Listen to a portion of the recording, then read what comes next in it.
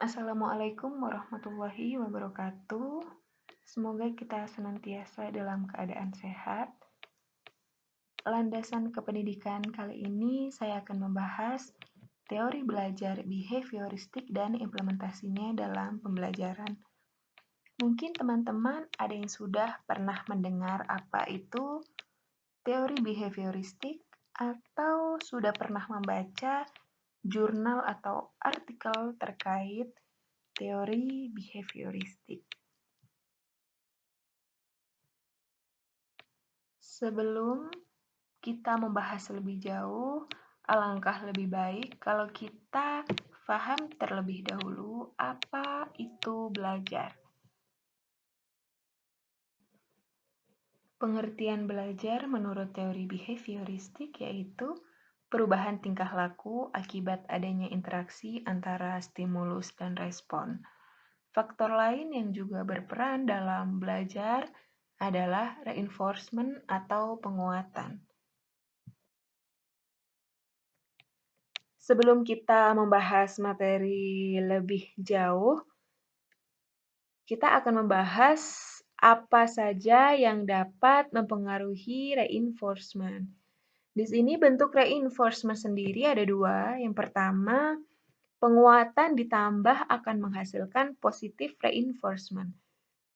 Semisal kita guru dalam situasi kelas, apabila kita ingin melihat sejauh mana siswa-siswi kita memahami materi yang sudah kita berikan dengan baik, dengan cara memberikan siswa-siswi kita sebuah reward. Misalkan dengan contoh seperti ini. Oke, siswa-siswi, setelah ini Ibu akan memberikan sebuah pertanyaan bagi siapa yang dapat menjawab dengan baik dan benar pertanyaan yang Ibu berikan, maka Ibu akan memberikan sebuah permen untuk kalian. Nah, hal-hal yang seperti itu dapat kita sebut dengan reward. Dan untuk reinforcement yang kedua, bentuknya ada jika pengurangan dikurangi, maka akan menghasilkan negatif reinforcement. Semisal lagi kita dalam situasi kelas, kita membagi siswa-siswi kita dalam beberapa kelompok.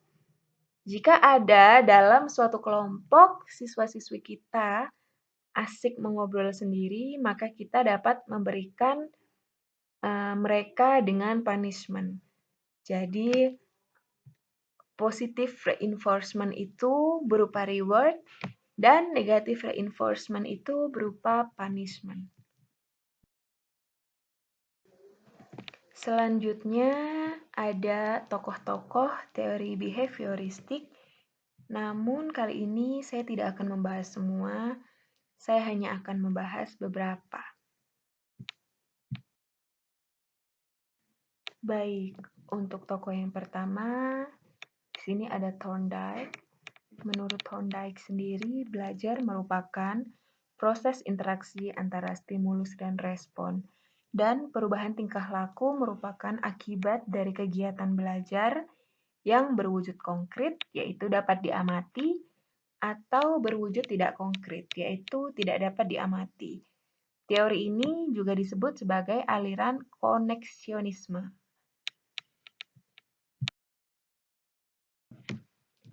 Tokoh selanjutnya yaitu Watson. Menurut Watson, belajar merupakan proses interaksi antara stimulus dan respon, namun stimulus dan respon yang dimaksud harus berbentuk tingkah laku yang dapat diamati dan dapat diukur. Dengan kata lain, meskipun ia mengakui adanya perubahan-perubahan mental dalam diri seseorang selama proses belajar, namun ia menganggap hal-hal tersebut sebagai faktor yang tak perlu diperhitungkan. Ia tetap mengakui bahwa perubahan-perubahan mental dalam bentuk benak siswa itu penting. Namun, semua itu tidak dapat menjelaskan apakah seseorang telah belajar atau belum karena tidak dapat diamati. Sedangkan menurut Clark Hall sendiri, Di sini ia menggunakan variabel hubungan antara stimulus dan respon untuk menjelaskan pengertian tentang belajar. Di sini ia sangat terpengaruh oleh teori evolusi Charles Darwin, di mana seperti teori evolusi, semua fungsi tingkah laku bermanfaat terutama untuk menjaga kelangsungan hidup manusia. Oleh sebab itu, teori ini mengatakan bahwa kebutuhan biologis dan pemuasan kebutuhan biologis adalah penting dan menempati posisi sentral dalam seluruh bagian manusia. Sehingga stimulus dalam belajar pun hampir selalu dikaitkan dengan kebutuhan biologis, walaupun respon yang akan muncul mungkin dapat bermacam-macam bentuknya. Menurut Edwin Guthrie, ia menggunakan variabel stimulus dan respon sama seperti yang disampaikan oleh Watson, namun juga ada perbedaan di mana menurut dia, stimulus tidak harus berhubungan dengan kebutuhan atau pemuasan biologis sebagaimana menurut Clark Hall. Ia juga mengemukakan agar respon yang muncul sifatnya lebih kuat dan bahkan menetap, maka diperlukan berbagai macam stimulus yang berhubungan dengan respon tersebut. Misal dengan contoh bagaimana jika seorang siswa dalam suatu kondisi dalam kelas, bagaimana seorang siswa menginginkan ia terus menjadi peringkat pertama, begitu. Yang paling terakhir yang akan saya bahas di sini yaitu menurut Skinner, konsep-konsep yang dikemukakan oleh Skinner tentang belajar mampu mengungguli konsep-konsep lain yang dikemukakan oleh para tokoh sebelumnya. Ia mampu menjelaskan konsep belajar secara sederhana, namun dapat menunjukkan konsepnya tentang belajar secara lebih komprehensif. Menurutnya, hubungan antara stimulus dan respon yang terjadi melalui interaksi dalam lingkungannya yang kemudian akan menimbulkan perubahan tingkah laku tidaklah sederhana yang digambarkan oleh para tokoh sebelumnya. Ada beberapa kritik terhadap teori behavioristik. Yang pertama, tidak mampu menjelaskan situasi belajar yang kompleks. Yang diperhatikan hanya bagaimana siswa itu yang penting dia mengalami perubahan tingkah laku saja. Kemudian yang kedua ada tidak dapat menjelaskan adanya variasi tingkat emosi peserta didik. Dan yang terakhir, cenderung mengarahkan siswa untuk berpikir linier, konvergen, tidak kreatif, dan tidak produktif. Aplikasi dasar teori ini dalam pembelajaran ditekankan sebagai aktivitas mimetik yang menuntut siswa untuk mengungkapkan kembali pengetahuan yang sudah dipelajari. Penyajian materinya pun mengikuti urutan dari bagian-bagian keseluruhan. Pembelajaran dan evaluasi menuntut satu jawaban benar, di mana jawaban yang benar menunjukkan bahwa siswa telah menyelesaikan tugas belajarnya.